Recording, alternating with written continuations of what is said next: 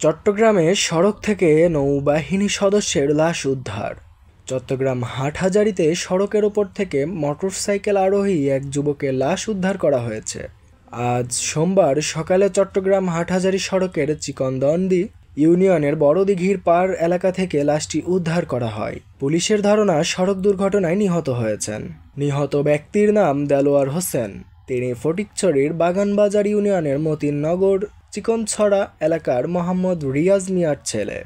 নিহত দেলোয়ার বাংলাদেশ নৌবাহিনীতে কর্মরত ছিলেন বলে জানিয়েছে পুলিশ। পুলিশ ও স্থানীয় বাসিন্দারা জানায়, সকালে হাটহাজারীর বড়দিঘির পাড় এলাকায় মোটরসাইকেল সহ দেলোয়ারের অচেতন অবস্থায় পড়েছিলেন। তাকে উদ্ধার করে পথচারীরা একটি বেসরকারি হাসপাতালে নিয়ে গেলে কর্তব্যরত চিকিৎসক মৃত ঘোষণা করেন। রাউজান হাইওয়ে থানার উপপরিদর্শক জাফর আহমেদ বলেন, নিহত ব্যক্তির মাথা, বুক ও শরীরের বিভিন্ন অংশ থেতলানো ছিল। তার একটি পরিচয়পত্র পাওয়া গেছে। পরিচয়পত্রের তথ্য অনুযায়ী নিহত ব্যক্তি বাংলাদেশ নৌবাহিনীর সেইলর পদে কর্মরত ছিলেন।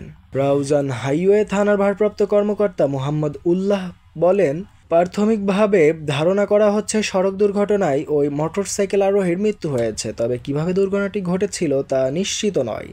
লাশ ময়নাতদন্তের জন্য চট্টগ্রাম মেডিকেল কলেজ হাসপাতালের মর্গে পাঠানোর